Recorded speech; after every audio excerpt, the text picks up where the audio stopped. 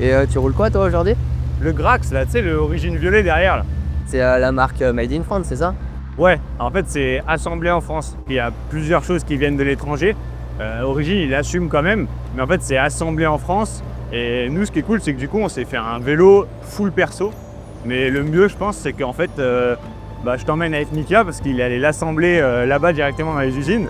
Et en fait, il nous a fait un petit reportage. J'ai quitté le Vercors pour rejoindre le Nord, ici proche de Valenciennes, direction l'usine Origine. Je suis au cœur du bébé ici.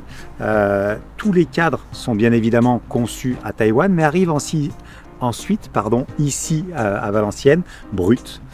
Vous allez le voir, il y a plusieurs phases de ponçage, d'apprêtage, de peinture. On va vous montrer tout ça un petit peu en détail. Donc, direction le cœur de l'usine Origine. Vous allez voir aussi, il y a un immense lieu de stockage, puisque c'est du montage à la carte, il faut avoir du stock. Voilà, on va découvrir ça ensemble pour ce super Grax qu'on s'est assemblé et qu'on roulera ensuite.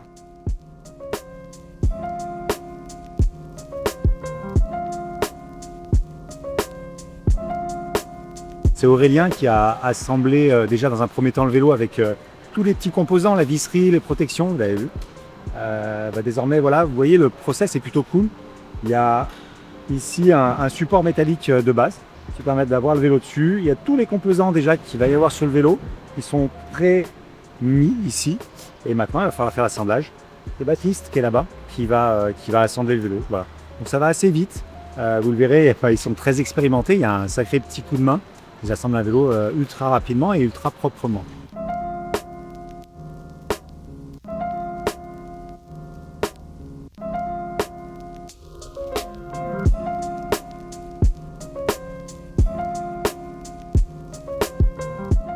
Baptiste a fait un premier assemblage, donc tout ce qui est poste de pilotage, cockpit, levier, étrier de frein, passage des gaines comme vous l'avez vu, montage de la selle bien évidemment. Et puis là il vient de poser les roues, de monter les roues, il a posé le dérailleur et tout ce qui est pédalier, boîtier pédalier, ça va être un autre atelier avec le ruban de sein. Hugo, on en parlait hier avec Rémi dans le podcast, le montage à la carte, ça a aussi ses contraintes. C'est qu'il faut stocker énormément de références. Exactement. Et ben en gros, si tu veux, au configurateur actuellement, on a plus de 300 références disponibles. Donc ces 300 références, ça fait du stock. On est dans l'entrepôt logistique, à savoir que, fun fact, cet entrepôt en dimension, c'était la taille de toute l'usine à Sommin. Donc là, on a vraiment de quoi faire. Qui est le plus proche de l'assemblage, voilà. Qui est juste derrière nous là-bas. C'est ça. C'est ce qui est le plus utilisé. Exactement. Ok. Voilà.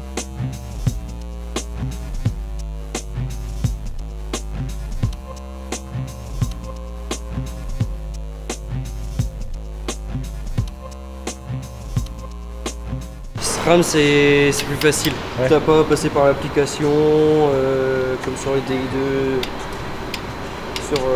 sur les shims, ça va quand même plus vite. Après par contre c'est le réglage des tris etc. Chez SRAM c'est plus compliqué. Vous vous demandez sûrement pourquoi on ne fait pas tout en un poste. En fait ce que nous expliquaient les opérateurs c'est qu'il y a un gain de temps, il y a eu des essais qui ont été faits et ça va effectivement plus vite de faire plusieurs opérateurs avec chacun sa mission précise qu'un opérateur fasse tout. Voilà. C'est juste des process industriels où nous on n'est pas compétents. Donc tout a été réfléchi et chaque opérateur a vraiment sa mission. Maintenant le vélo est assemblé, complet, prêt à rouler, mais avant ça, il va passer en contrôle qualité.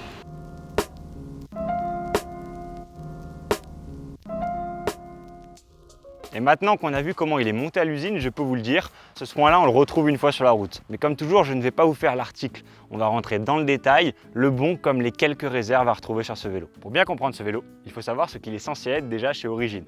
Le Grax est pensé comme un vélo polyvalent, de la grande distance, du bikepacking, une position pensée pour être confort, plutôt que pour la performance pure. C'est donc un vélo fait pour rouler longtemps sur des terrains variés sans y laisser son dos. Sauf que nous, sur cet exemplaire, on a fait l'inverse. On l'a monté façon course, une posance longue, un cintre bas, une position bien plus couchée que ce que propose le modèle de base. L'idée, c'était de voir ce qu'il avait vraiment dans le ventre, c'est-à-dire on va le pousser au-delà de sa vocation d'origine, et ça pour le coup, ça change beaucoup de choses sur le ressenti. Gardez bien ça en tête pour la suite. Sauf que forcément, transformer un gravel polyvalent en une bête de course, ce n'est pas toujours simple. Pour ça, on va chercher avant tout à faire baisser la douille de direction, c'est-à-dire c'est ce qui dicte un petit peu la hauteur du cintre et donc l'agressivité de la position. Sur un cadre pensé à la base pour le confort et l'endurance, cette douille est naturellement plus haute. On va donc pouvoir compenser avec une potence un petit peu plus longue, ce qui va venir baisser encore plus le pilote. Mais forcément, on ne va pas réécrire la géométrie d'origine. Et sur un cadre un peu grand pour votre gabarit, c'est un petit peu mon cas ici, l'exercice devient encore plus délicat. C'est d'ailleurs pour ça qu'aujourd'hui, de plus en plus de marques développent des gravels pensés dès le départ pour la course, avec une douille de direction basse d'usine, histoire d'offrir une position agressive sans bricolage. En fait, vouloir transformer un gravel polyvalent en pur vélo de course, c'est un peu comme vouloir transformer un Porsche Cayenne en 911. On peut retravailler pas mal de choses, mais on ne change pas l'ADN du châssis de base. La petite patte, l'expert vélo, c'est qu'évidemment ça fait 2 semaines qu'il n'a pas plu et on arrive quand même à avoir la pluie quand on fait du gravel. Et ça, c'est la classe, c'est gravel. Parlons taille, c'est un point important parce qu'il conditionne tout le reste du ressenti. Je mesure 1m73 et j'étais sur un M. Et avec le recul, je pense qu'il était un peu grand pour moi, ou alors je me situe vraiment entre deux tailles. Alors par contre, soyons clairs, ce n'est pas un défaut du vélo, c'est peut-être un souci de gamme ou un souci de taille chez Origin. Ici par contre, du coup, sur le Grax, avec une douille de direction plus longue, le M devient un peu grand. Je suis clairement entre les deux et c'est difficile de se situer. Attention parce que ça reste des vélos qui ne se commandent qu'en ligne, donc c'est un point à vérifier. Origin propose un service de retour si la taille ne convient pas. C'est appréciable par contre, et plutôt rassurant. Mais le vrai frein reste le même, on ne peut pas l'essayer avant de l'acheter. Il y a donc toujours une petite part d'incertitude. Et donc forcément, un vélo un peu grand, concrètement, ça donne un tube supérieur un peu long. Et donc un peu moins de maniabilité au quotidien. Sur mes dernières sorties, j'ai aussi roulé d'autres gravels du marché. Et honnêtement, j'ai pris bien plus de plaisir avec le Grass sur des chemins roulants, en ligne droite, que sur du single très technique. C'est un vélo fait pour avaler la distance très rapidement, mais pas forcément pour aller jouer dans des petits singles. En descente, cela dit, il se pilote plutôt bien. Il reste agile et la configuration avec des roues hautes lui donne un côté un peu plus incisif. Et sur cette sortie-là, avec Damien, j'ai trouvé un vélo qui était franchement polyvalent. J'étais content de la montée. On a pris quelque chose de très cabossé, à se faire quelquefois projeter sur les côtés. Et le vélo répondait plutôt bien. En fait, les géométries du cadre m'ont permis de bien grimper. Surtout avec l'ensemble, vous savez, en gravel, on a souvent l'impression de décoller quand on met trop de puissance. Il faut bien se poser sur l'avant du vélo. Mais plus on se pose sur l'avant, plus l'arrière va venir déraper. Alors le juste milieu est toujours à trouver. Alors vous me direz, c'est peut-être surtout aux pilotes de faire attention et je vous rejoins bien évidemment. C'est à nous de venir faire le jeu entre la selle et le cintre. Mais tout ça pour vous dire que le gravel ne m'a pas posé de soucis. Ce Grax a vraiment rempli toutes les fonctions auxquelles il devait répondre. Bienvenue dans le Vercors. C'est pas mal, non ? Le carbone du cadre travaille très bien, il va absorber une bonne partie des irrégularités du terrain. C'est aussi pour ça qu'on va venir créditer ce cintre, le Primal. Alors il faut savoir qu'on l'a déjà testé avec Michael sur le test de l'Axom RR que vous pourrez retrouver sur notre chaîne. Mais j'avais aussi testé l'ancienne version qu'ils avaient montée sur l'Axom avec un cintre beaucoup plus large. Et pour le coup on l'avait testé sur Paris-Roubaix. Et je peux vous dire que sur l'Axom GTR, ce cintre-là et sur les pavés de Roubaix, ce n'était pas du tout une partie de plaisir. Et donc on n'avait pas été convaincu à l'époque. Ici par contre c'est une vraie belle évolution. Il fait une grande partie du travail côté confort. C'est un vrai point qui mérite d'être souligné et qui vaut son option et son prix forcément. C'est sur ce genre de choses-là qu'on voit que ce n'est pas un détail. L'intégration est parfaitement réalisée, il est beau et il se maintient bien. Et vous adorez notre transparence sur cette chaîne, alors 2 petits bémols pour être complet. D'abord sur le cadre, on n'a pas de trappe. Pas de rangement interne. Sur un gravel moderne, une trousse avec des outils intégrés, c'est presque devenu un standard. Et là, on ne l'a pas. C'est un point à améliorer pour moi qui est assez urgent. Et ensuite, on a la tige de selle. Le système de serrage n'est pas le plus abouti. Et le réglage d'inclinaison va jusqu'à moins 30 degrés ou plus 30 degrés. C'est une très belle amplitude, mais qui fait perdre en précision fine avec ma morphologie. J'ai des jambes très longues, mais un buste très court. Donc j'ai dû beaucoup jouer sur l'avancée de la selle.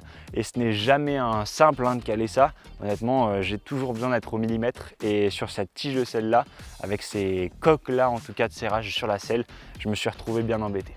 Alors sur la configuration qu'on a faite, comme vous l'avez vu, quelque chose sur mesure, et ça c'est chouette. Côté transmission maintenant, on a le SRAM Red XPLR. Alors forcément c'est excellent. C'est clair que le SRAM Red c'est clairement un des meilleurs groupes gravel aujourd'hui. On a cette forme là qui vient s'inclure sur la patte UDH. ce qu'ils appelaient le T-Type sur les dérailleurs aujourd'hui en plus en 13 vitesses. On a une belle possibilité de cassette ici avec un 1046 et franchement c'est un des groupes favoris, hein. On a quelque chose de très haut de gamme, c'est très agréable à rouler, même si aujourd'hui j'étais un peu le seul à faire du bruit dans les descentes et lorsqu'il fait mouiller, Damien qui lui roulait en Shimano n'a pas eu ce problème là. Sur le freinage c'est toujours Shimano qui reste même un petit peu le dominant. Et un petit point aussi, hein, pour vous qui vous décidez peut-être dans l'achat d'un futur groupe, le meilleur rapport qualité-prix aujourd'hui sur le marché, c'est plutôt le Force. Le Force est quand même mieux placé, mais il ne permet pas de monter un plateau de 44, comme on l'a fait ici. Petit clin d'œil d'ailleurs à Hugo, chez Origine, qui nous a monté ça sur mesure. Et forcément, ça peut avoir aussi ses limites. Alors, typiquement, je vous parlais du 44, et bah là c'est un problème, parce que là je suis carrément collé. Comme vous avez cru l'entendre, ce plateau a un revers forcément. Sur les gros pourcentages, typiquement du côté d'Autran, avec Damien, j'en ai un peu bavé parce qu'il montre vite ses limites en montée. Sur du plat ou en faux plat, c'est excellent. Par contre, dès que ça monte, eh bien, on va avoir l'impression d'avoir un petit peu les jambes autour du cou. Une dernière chose également, les roues. Elles sont très propres visuellement, hein, c'est très joli, on retrouve des rayons carbone, de beaux moyeux. C'est les derniers modèles du marché et c'est une très belle paire de roues. J'ai pu les tester sur d'autres gravel et franchement ça fonctionne très bien, restez connectés.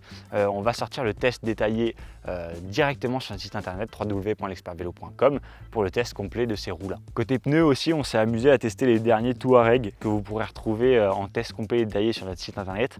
Mais ici, forcément, avec une belle paire de pneumatiques gonflés en gravel, on a eu un compromis aussi sur le vélo, ça rejoint la bonne paire de roues, c'est qu'on avait un ensemble qui était très agréable à conduire et à piloter. Et sur ce Grax, j'ai parlé de polyvalence.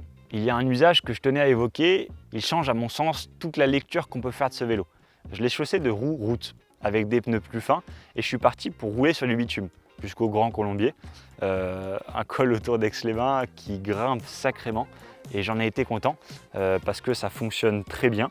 C'est un vélo en fait qui va permettre à n'importe qui de pouvoir switcher la paire de roues et d'avoir qu'un seul vélo pour une pratique route ou gravel. Et véridiquement, ça tient largement la route, sans mauvais jeu de mots, hein.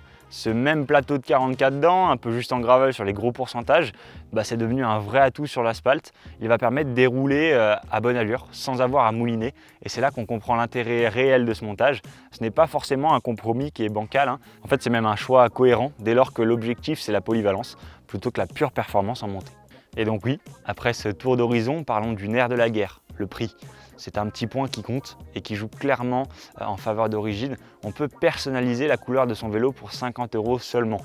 Ouais, se faire un vélo qui nous ressemble pour 50 €, je trouve ça très honnête.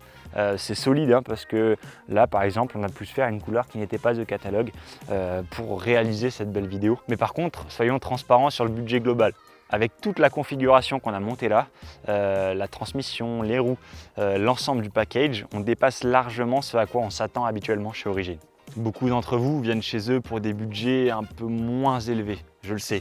Et je comprends très bien ce que certains préfèrent. À ce niveau de prix, en fait, on va clairement pouvoir passer par un vélociste.